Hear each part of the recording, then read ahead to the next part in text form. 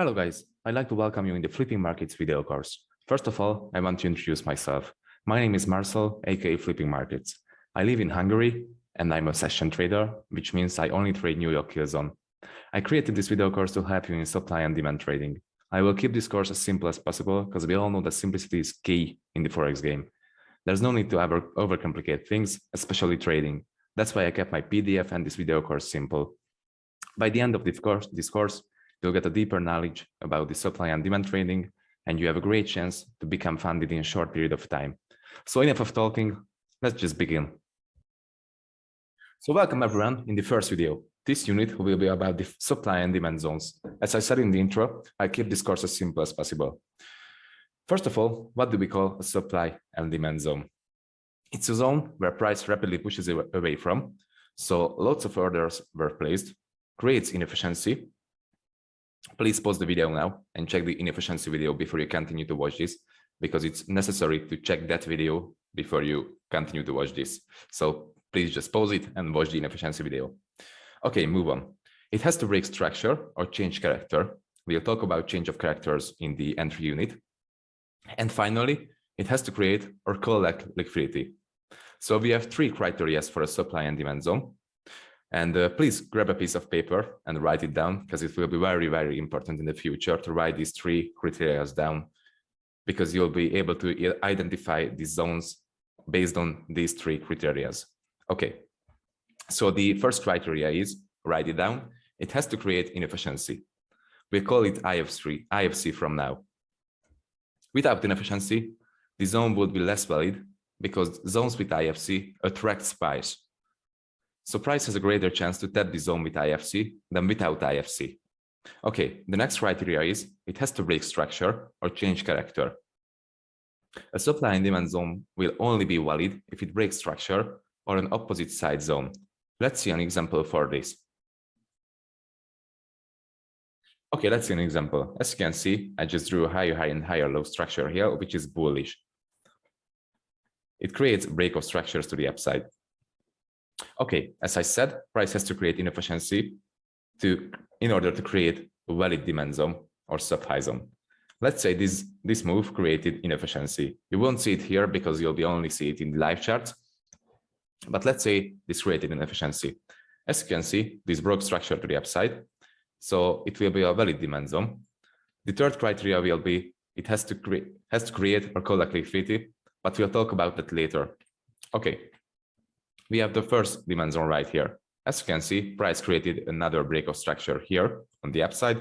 And let's say this also created an inefficient move. Okay, we have the second demand zone right here. After that, price created a little structure, a little pullback, and reached its high. After the high, it changed character to the downside here. So after a change of character, price will automatically create a zone, either if it's a supply or demand zone. But we'll talk about change of characters in the entry units. Okay, so after a change of character, price created a supply zone because it will change of character to the downside. So this means supply is in control now. I will just draw a supply zone right here. And supply took over control because it broke the last demand zone, which was here.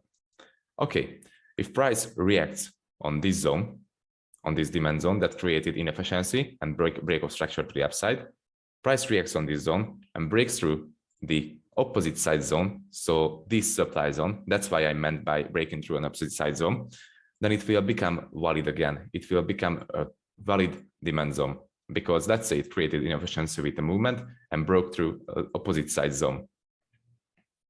So yeah, let's move on.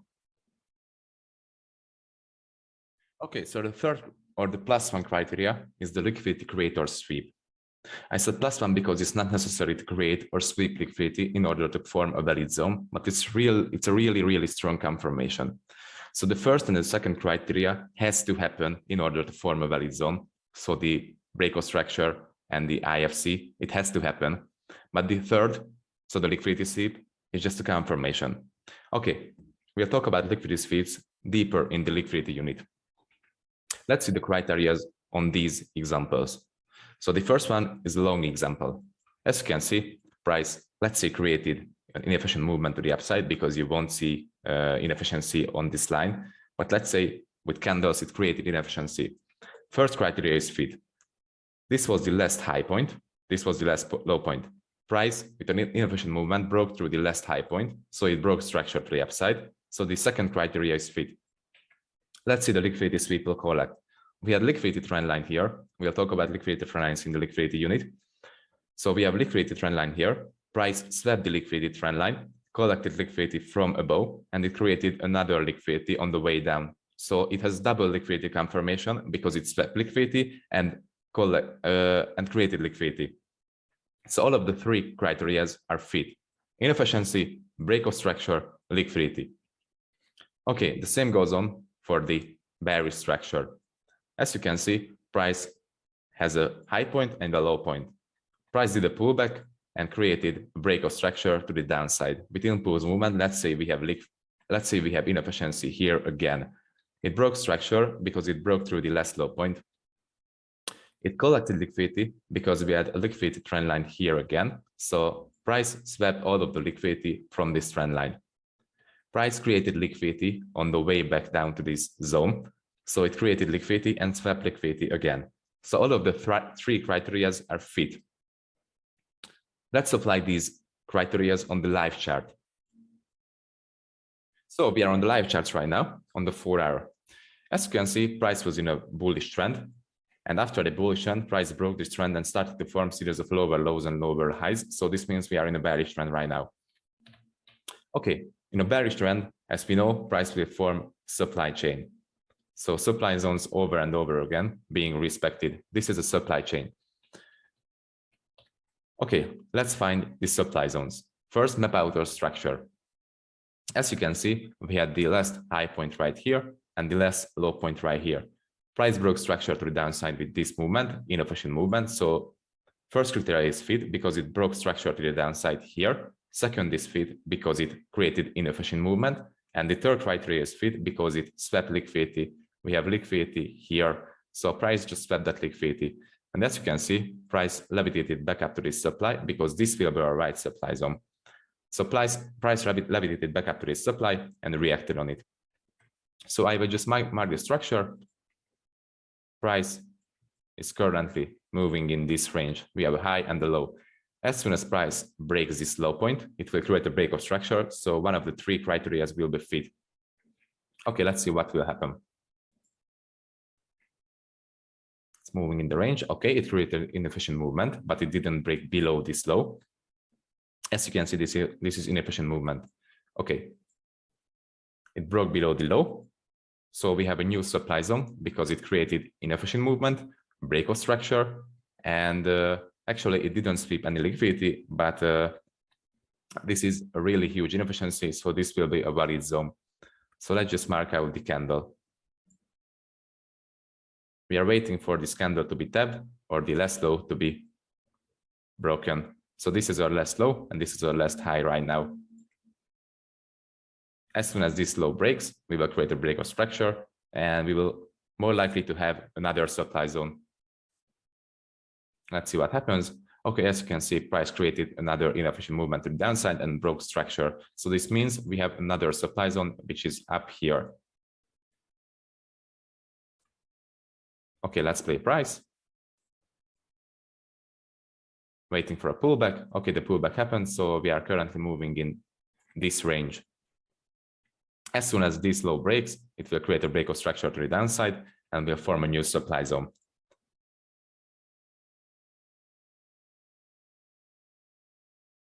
Wait. Okay, as you can see, price created another break of structure to the downside. So we have a new high. Sorry, we have a new high here and we are waiting for a new low. And this means we have a new supply zone also. I will use the wick, but I will explain later why did I use the wick in the wick explain video. Okay, let's just continue. As you can see, price created a new low, which is right here. We are waiting for a pullback. Price tapped the zone. Price reacted on that zone, created inefficient movement to the downside, but didn't break below the last low point.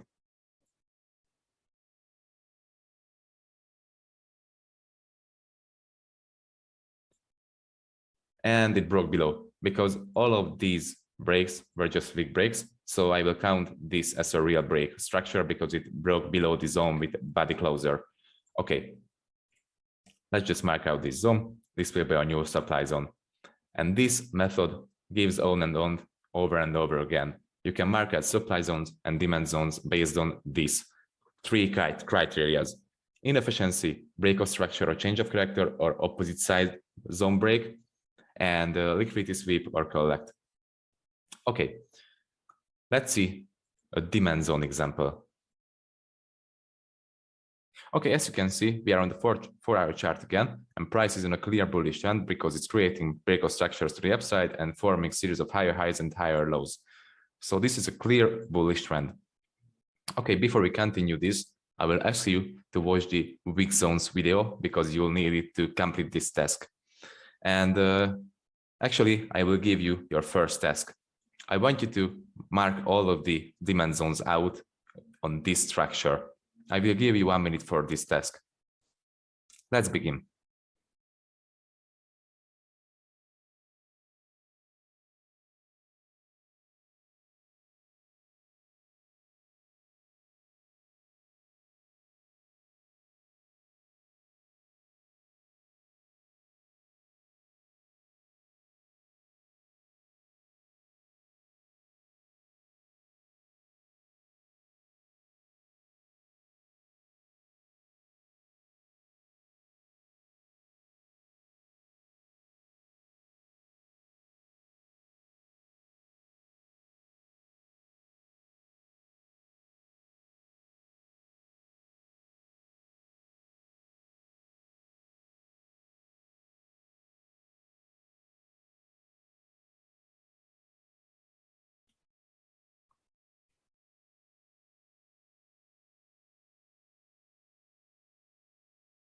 So the 1 minute is over, and as you can see, I drew all of the zones that has at least 2 criteria: liquidity collect, break of structure, and inefficiency.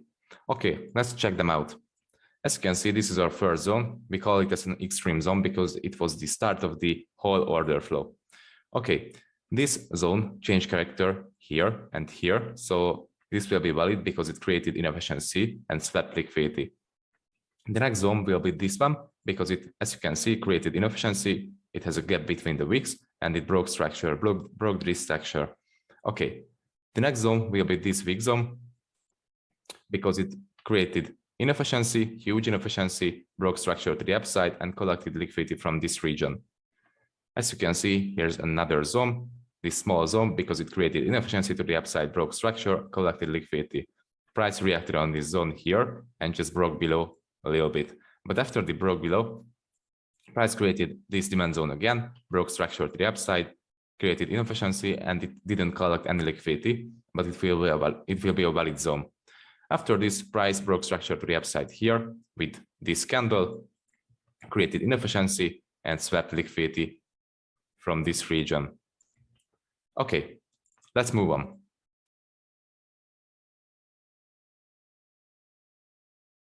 Welcome, this video will be about the inefficiency. What does the inefficiency mean? It means the gap between the wicks in an impulsive movement. If price moves rapidly, printing several candles, and the wicks between the candles doesn't meet, it will be inefficient. So as you can see, price is printing several candles here, and the wicks between the candles, so this one and this one, doesn't meet in the middle. So this gap between the price is inefficient. So basically, inefficiency means gap between the wicks. Okay, here you can see an example for an efficient price. As you can see, several candles has been printed and the wicks between the candles meet in the middle. So there's no gap in the price, there's no inefficiency in the price, so this one is efficient. Okay, but how can we actually use this to our advantage? When the market moves rapidly and leaves inefficiency behind, price usually fills the created gap to restore the balance. Assigning inefficiencies and combining them with supply and demand zones can make you avoid a lot of early entries and can save you from unnecessary losses. Okay, so let's see the example. Price is moving in a downtrend, as you can see. In this region, price created inefficient move.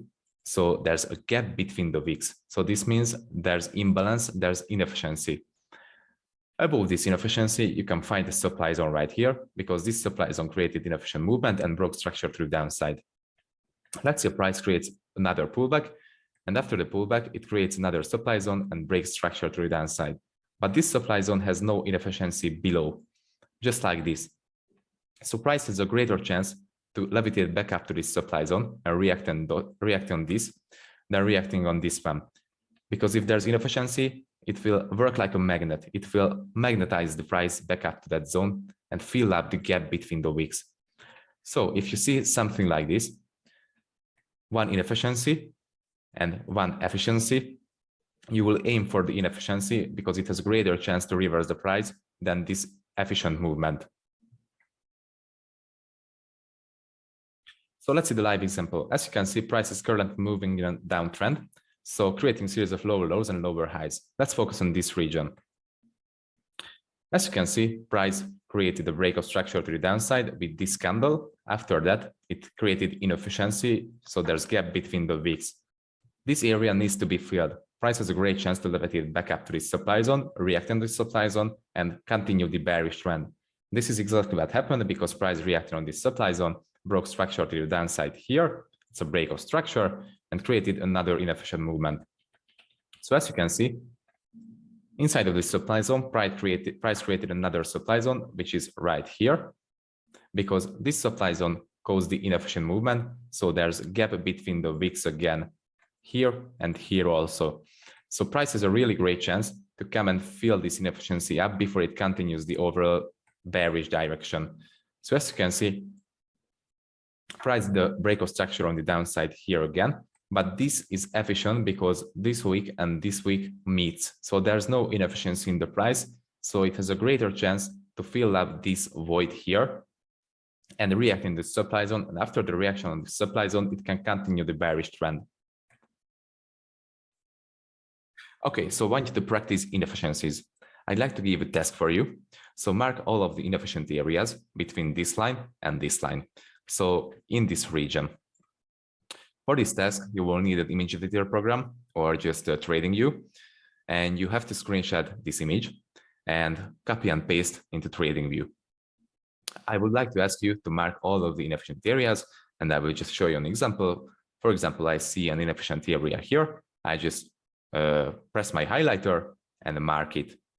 I would like to ask you to do the same with all of the inefficient areas. I will give you 1 minute for this.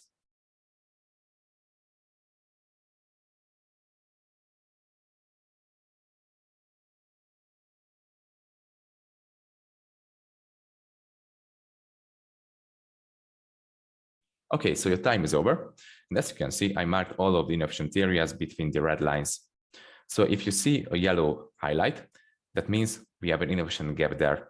As you can see, on all of the yellow lines, we have an inefficient gap between the wicks. So the areas are inefficient. It will take some practice to notice all of the inefficiencies on a chart. So if you watch this video, I would like to ask you to open TradingView and just practice the inefficiencies and train your eyes to see them. Okay, see you in the next video.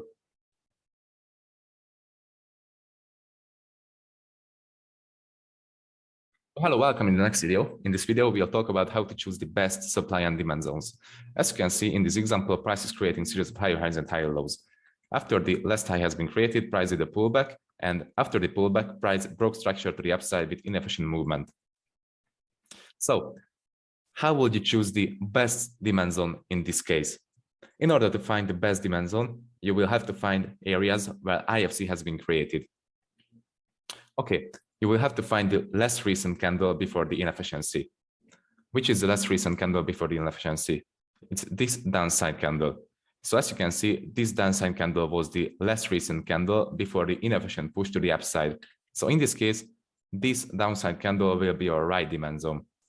You will expect some confirmation or long entry on this zone. But let's see what happens if the less recent candle before the inefficient push isn't the downside candle in the long example. So as you can see, price did a pullback, but the less recent candle before the inefficient push is an upside candle. You don't need to be scared. This will be your right demand zone again, because it doesn't have to be an opposite side candle. So yeah, In this case, you will choose the less recent candle again before the inefficient push to the upside. So once more, your right demand or supply zone will always be the last recent candle before the inefficient push. This is the #1 rule. Let's see another example. In this case, price is creating a series of higher highs and higher lows again. After the last high has been created and the pullback happened, price started to slow down and started to create efficient movements. As you can see, all of these movements are efficient. The inefficiency came into the market with these candles. So in this case, we won't choose the last opposite side direction candle, so this zone, because it didn't create any inefficiency. Which candle created the inefficiency? This one again. So the last recent candle will be your right demand zone or supply zone before an inefficient push.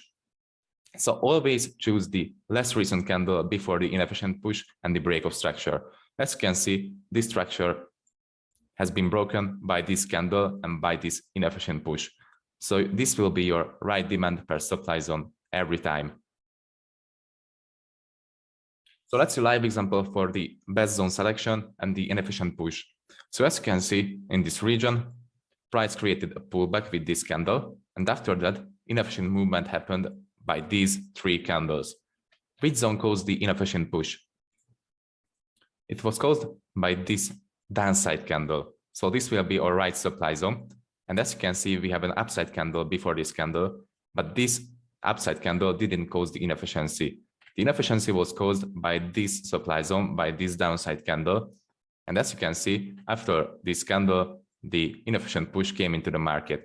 So this will be our right supply zone. Okay, let's talk about the long examples. As you can see in this region, price is creating a series of higher highs and higher lows. Let's start from this region.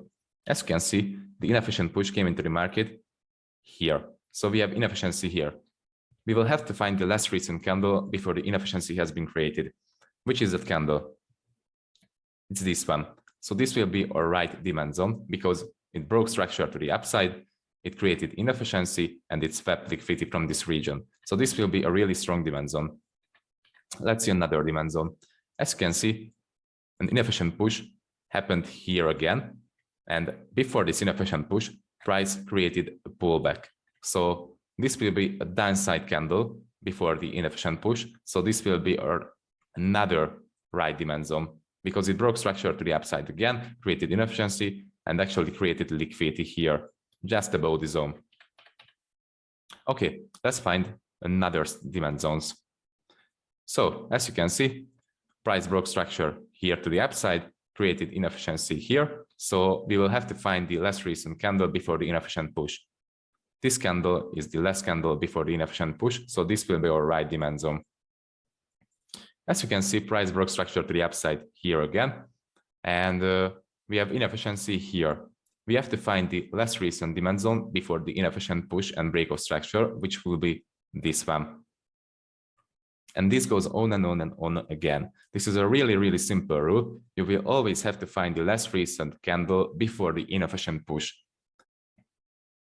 Let's talk about the weak zones. As you can see, in this scenario, price is moving in a downtrend. After the high and the low has been created, price started to form pullback phase. This pullback phase is efficient, as you can see. After the pullback phase, price created a break of structure to the downside with inefficient movement. So these 3 candles are inefficient. This is the only scenario where you can't use the last recent candle before the inefficient push because this candle is already mitigated by the following wick. So in this scenario, you will have to use the wick as the supply zone because the orders are sitting on this candle, this wick, and not on the last recent candle before the inefficient push. So this is the only scenario where you can't use the last recent candle before the inefficient push. Just think logically. Where are the orders sitting? They are sitting on this wick. So the orders have been placed on this wick because this wick caused the inefficient push to the downside. This last recent candle by the inefficient push is already mitigated by the following wick. So once more, this is the only scenario where you can't use the last recent candle before the inefficient push. Okay, let's see a live example for this. Okay, so let's see the live example of the weak zones. As you can see, price is moving in a clear downtrend because it's forming highs, lows, lower highs, and lower lows. So let's just focus on this region. I will just zoom in. As you can see in this region, price has created inefficient move to the downside, so it's a really real inefficiency. Also, this inefficiency broke structure to the downside here, so it's a break of structure. Okay, what should we do in this case? Normally, we will look for a less recent candle before the inefficient push and the break of structure. And the less recent candle will be this one, because this candle is inefficient, this candle is inefficient, and this is inefficient. So the less recent candle will be this. But in this case, this candle has been already mitigated by the following candles wick. So the orders are sitting on this wick and not on this candle, because this candle has been already mitigated. So in this case, this will be our right supply zone.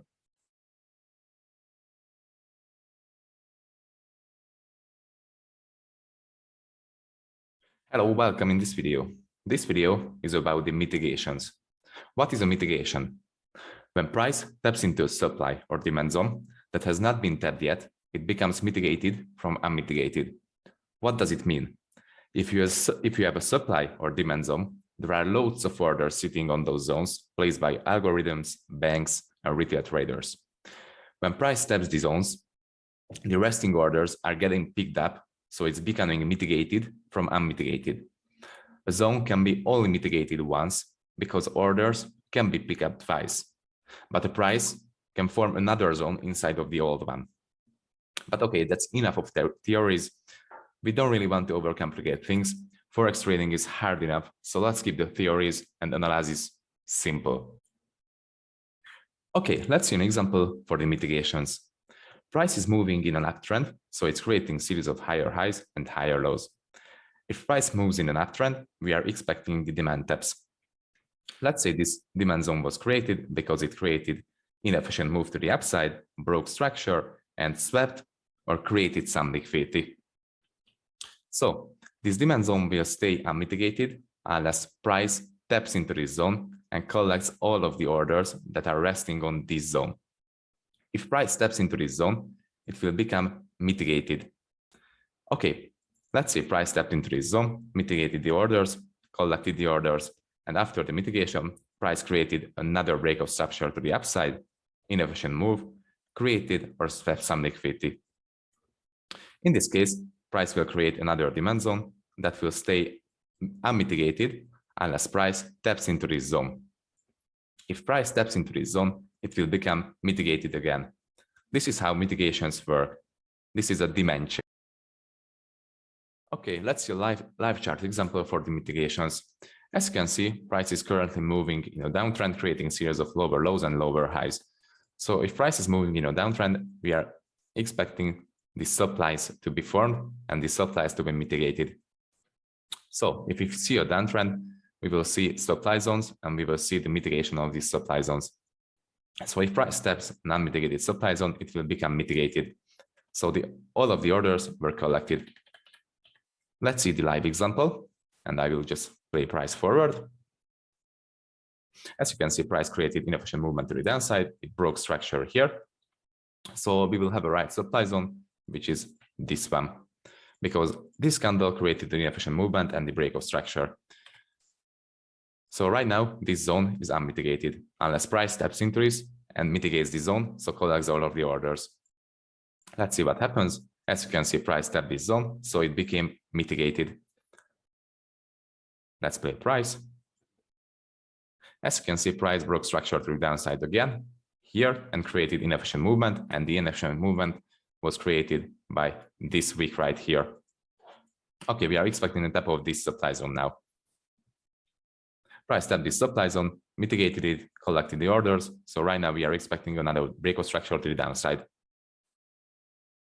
As you can see, another break of structure happened here.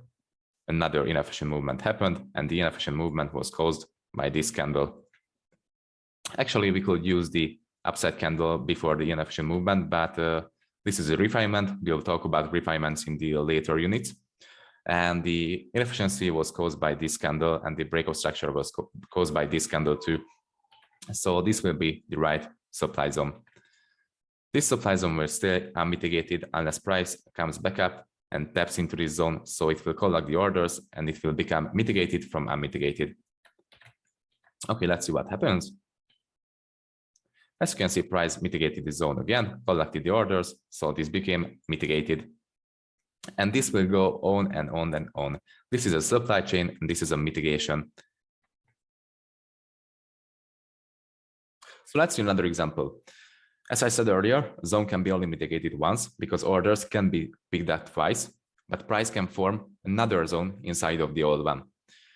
So I brought an example for this one. So as you can see, price is moving in an uptrend, creating inefficient movements to the upside and breaking structures. So this means we will have a right valid demand zone. Price came back down to mitigate this zone, collected the orders, and after the order collection, it created a change of character to the upside. So we will talk about change of characters later, but as I said earlier, if a change of character happens, price will automatically create a new zone. So this could seem like price created a zone and it mitigated that zone twice. And after the second mitigation, price blew up to the upside. But it didn't really happen because price created a new zone inside of the old one. Because price mitigated the old zone, and after a mitigation, it created a change of character. So it immediately created another zone. So this another zone, this new zone, will be inside of the old bigger zone.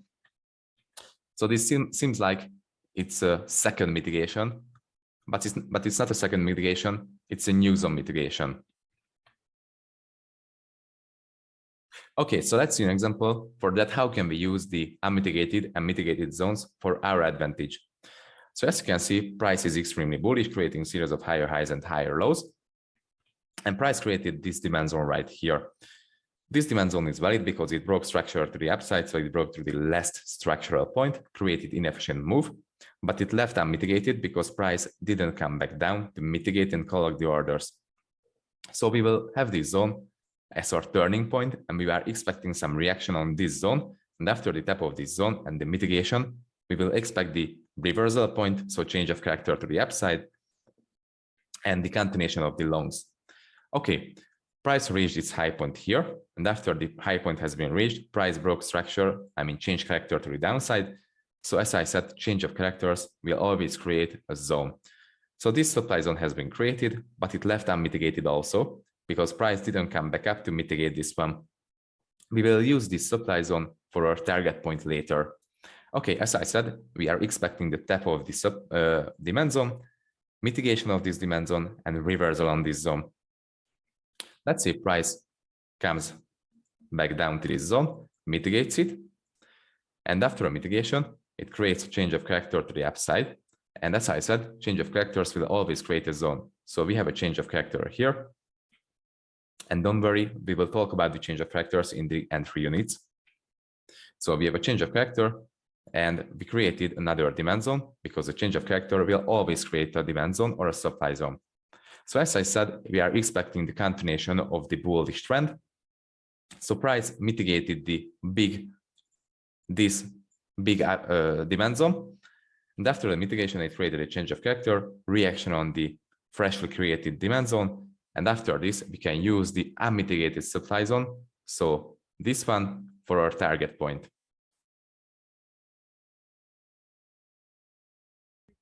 Hello, welcome in this video. We'll talk about the who's in control topic. This is one of the most important things to master in the supply and demand trading.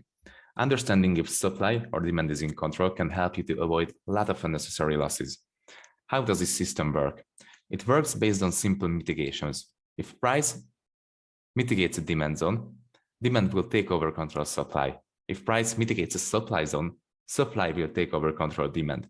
You always want to trade the controlling side of the market. So let's see an example for this. As you can see, price is moving in a downtrend here, creating a series of lower lows and lower highs. Price created a break of structure here with an impulsive, inefficient movement to the downside. So this means a supply zone has been formed here. Price didn't come back up to mitigate this zone. So this zone has been left unmitigated. Okay, after this, price created this pullback here. And after this pullback, broke structure to the downside again. This means we will have another supply zone, which is right here. After this, price broke through this supply zone. So this means demand took over control from supply. And as I said in the earlier videos, if a zone breaks, then an opposite side zone will be automatically created. So if this supply zone breaks, then a demand zone will be created automatically. Okay, price broke structure, mitigated this zone, broke structure to the upside again, created this fresh new demand zone, mitigated this fresh new demand zone again, broke structure to the upside again. This means we will have another demand zone, which is this one. This demand zone also left unmitigated. So after this movement, price did a small pullback here, and after this pullback, price broke structure to the upside again. This means we will have another demand zone, which is right here. But in this case, price tapped into this supply zone. If price taps into a supply zone, when demand is in control, and it rejects on that supply zone, supply will take over control from demand. Okay, let's see, we have two scenarios here. I mean, basically 3 scenarios. The first one, if price breaks through this supply zone without the rejection, demand will be control and supply did not take over control. The second one, price rejects on this supply zone and taps into this demand zone.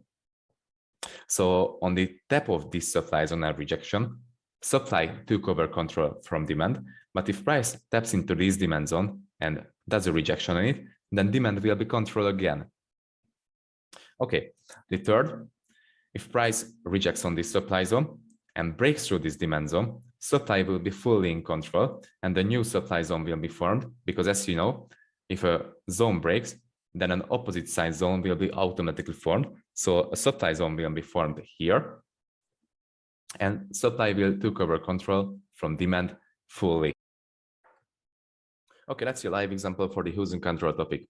We have a supply zone up here because let's say it broke structure to the downside with this inefficient movement. After the structure breaking movement, price did a pullback and created liquidity here, which is double bottoms.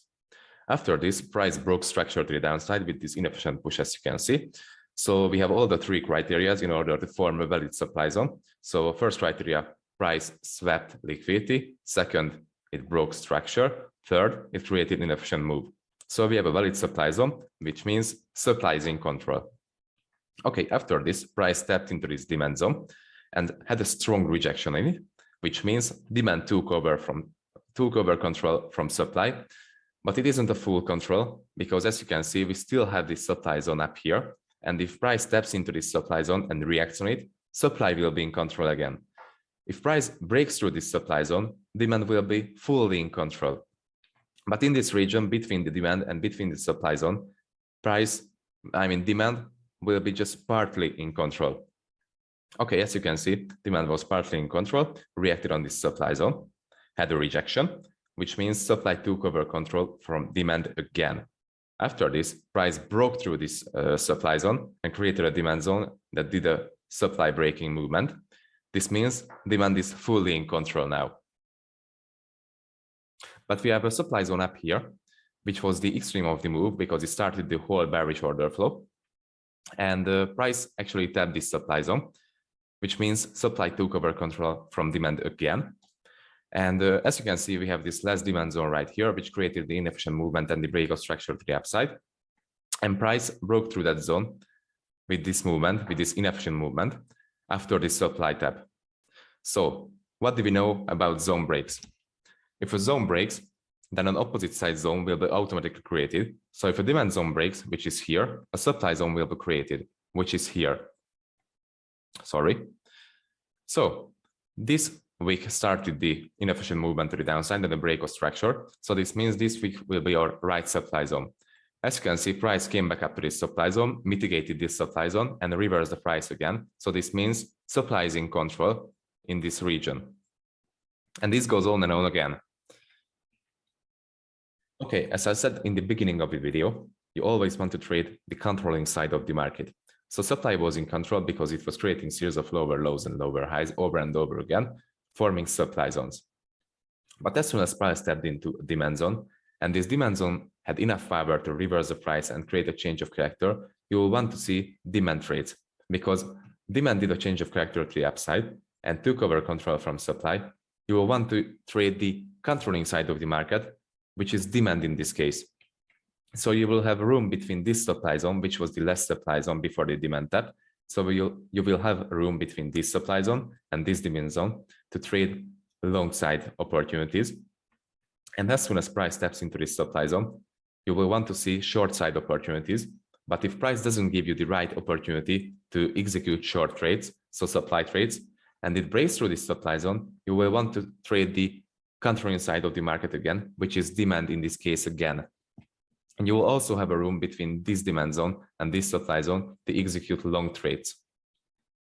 So yeah, you always want to trade the controlling side of the market. This is one of the most important things in supply and demand trading to master, to understand what is in control and where you can execute the trades and what can be your TP.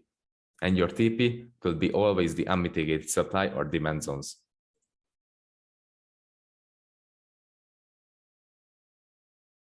Hello, welcome in the next video. This video will be about when should you wait for the confirmation entry and when can you use the risk entry. Okay, let's begin. You should always check if price is coming from an unmitigated zone or not. As I said in the previous video, you want to trade the controlling side of the market. If you are waiting for a demand trade, but price is coming from an unmitigated supply zone, supply is in control, and you can't execute a demand trade without a confirmation because there could be a high chance for you to get stopped out. Okay, let's see an example for when can you use risk entry and when should you wait for confirmation entry. As you can see, price is moving in a downtrend here, creating series of lower lows and lower highs. Supply was in control because supply was formed continuously, but price tapped into a demand zone. And after the demand tap, price broke through the last supply zone and created a change of character to the upside. And as I always say, if price breaks through a zone, an opposite side zone will be automatically created. So price broke through a supply zone, so a demand zone was formed. After the tap of this freshly formed demand zone, price created a break of structure again to the upside with inefficient movement. Okay, after this, if you want to execute a demand trade here and follow the trend, you have three possible scenarios. If price taps into a supply zone, comes up here, reverses, then supply will be in control again, and you can't execute a demand trade without any confirmation because you always want to trade the controlling side of the market. And if supply is in control, you can't open a demand trade because there will be a high chance for you to get stepped out. So in this case, you should always wait for confirmation entry. We will talk about confirmation entries in the next unit. Okay, the second scenario, if price reverses before this supply zone and does not tap into any supply zone, then you can open a risk entry here without any confirmation because demand is still in control and you can easily target the next unmitigated supply zone after the tap of this demand zone. So once more, if price reverses before this supply zone, you can easily open a risk entry here and target the next unmitigated supply zone because price did not tap into any supply zone, so demand is still in control. So the third scenario is if price breaks through this supply zone and does not tap into any supply zone, so demand will stay in control, then you can execute a demand trade again on this zone because demand is fully in control because it broke through the last supply zone.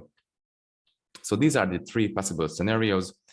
So once again, first one, price taps into this supply zone, reverses, then you can't open a risk entry here because you should wait for a confirmation entry because supply is in control.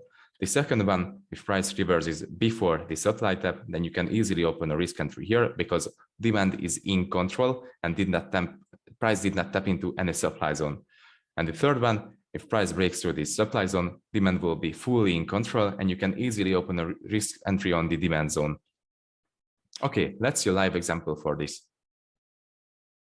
Okay, so let's see a live example for the risk and confirmation entries. So as you can see, price was moving in an uptrend, creating a series of higher highs and higher lows, higher highs, higher lows. And in an uptrend, price will form demand zones. So we have this really valuable demand zone right here because it created huge inefficient push to the upside. This inefficient push created a break of structure and swept some liquidity from this region and created liquidity here just above the zone. After this, price did a pullback here. And after the pullback, it created a break of structure to the upside again from this demand zone, but actually I refined this zone on the 5-minute chart because we are currently on the 15-minute chart, but we'll talk about refinements in the next video. Okay, so we have this demand zone that created the last breakout structure to the upside, and this demand zone pushed the price up to the supply zone. Because we have this supply zone up here, because price was moving in a downtrend, and now price is in the pullback phase in the uptrend. So it's on the way up to tap the supply zone. So after a supply tap, supply took over control from demand. So you can't open a risk entry on this zone or this zone. You will have to wait for a confirmation entry, some change of character, and after you can open a demand trade also on this zone too. So let's see what happens. Price reacted on this supply zone, as you can see, strong rejection. So supply is in control. If price breaks through this zone, supply will be fully in control because it broke through the last demand zone. So after a zone breaks, an opposite side zone will be created. So if this demand breaks, supply zone will be created. Let's see what happens. Very strong momentum. As you can see, price broke through this demand zone. So a supply zone has been created. And this supply zone caused the order flow that led to a break of structure and change of character to the downside, and it broke through the last zone. So we can't open a risk entry here because we have to wait for a confirmation entry. Let's see what happens. Supply is fully in control. So supply is still in control. Let's see what happens. Okay, price tapped into the supply zone, as you can see, and had a reaction and some rejection. So this means demand is in control now. And we have this supply zone up here that caused the tap of this zone with inefficient push, as you can see, and break of structure to the downside. And actually it swapped some liquidity from this region too. So this is a really valuable supply zone. If price steps into this supply zone and rejects on it, supply will be in control again. But if price breaks through this zone, demand will be in control again, and the demand zone will be formed because it broke through an opposite side zone. Okay, let's see what happens. As you can see, price stepped into this zone and had a reaction. So supply is in control now. If price breaks through this zone, demand will be in control and the demand zone will be formed. Okay, price broke through the supply zone. So demand zone has been formed here, as you can see. We have this demand zone right here. Let's just extend the zone and play price forward. So actually you can open a long trade on this zone because this was the confirmation entry. Price broke to the last supply zone. So demand has been formed. So a confirmation entry has been happened, and we can target the next unmitigated supply zone, as I said. So this will be our target point. Let's see what happens.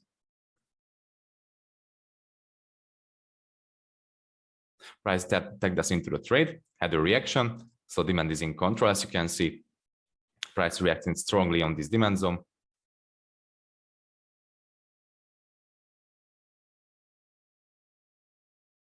So we are in the trade, creating series of higher highs and higher lows, respecting demand zones over and over and over again. I will just extend these zones. Let's see what happens.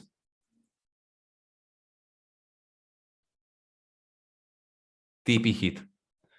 So as you can see, this is how can we use the risk and confirmation entries, knowing the fact who's in control for our advantage. And this is a really, really strong weapon. So you have to master it and master everything about the control side, because you always want to trade the countering side of the market. Okay, meet you in the next video.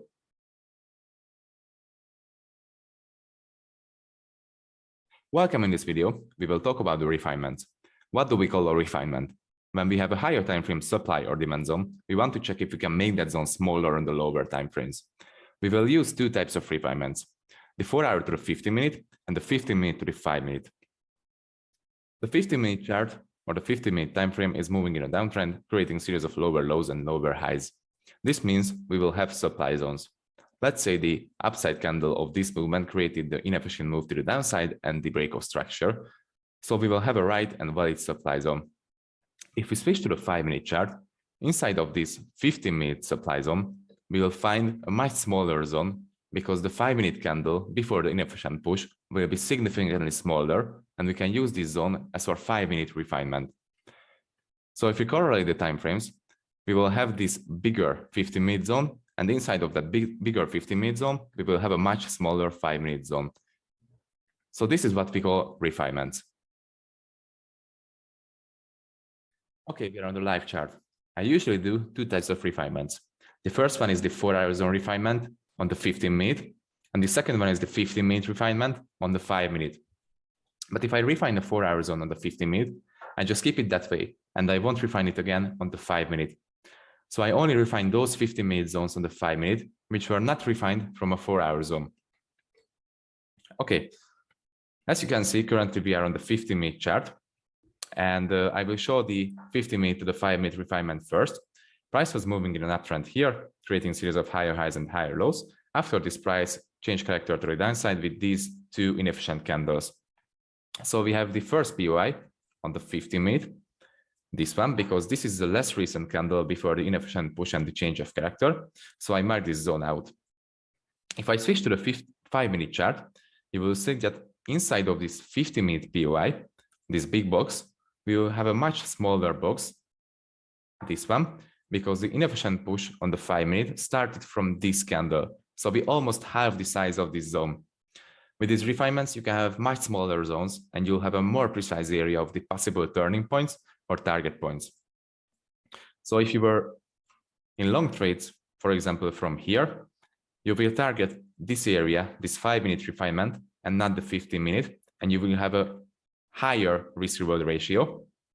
And if you are waiting for a turning point, you will aim for this 5-minute refinement and not on the 15-minute, because you know that inside of the 15-minute POI, you will have a smaller 5-minute POI, and you will wait for a reverse point on this 5-minute POI. This is the power of the refinements. Let's see this on the 4-hour to the 15-minute chart refinement. Before we continue with the 4-hour to the 15-minute refinement, I want to show you what happens if you get two unmitigated 5-minute zones inside of the 15-minute zone. So if you see two unmitigated 5-minute zones inside of the 15-minute zone, you just want to keep the unrefined 15-minute zone. And if one of the zones are mitigated, you can use the other 5-minute zone as the refinement. So as you can see, price is moving in an uptrend here, creating a series of higher highs and higher lows. We will have this 15-minute zone here because it created a break of structure to the upside with an inefficient movement. So we can safely mark out this 15-minute zone. If you want to refine this 15-minute zone on the 5-minute, you will see two different 5-minute zones inside of this 15-minute. The first one is down here. The second one is up here. The first one has been already mitigated by price. So this means you can safely use the upper one as the 5-minute refinement. But if price didn't mitigate the first one, so it has been left unmitigated, you can't use double zones. You will have to use the full 15-minute zone as your demand zone. So you can't refine it.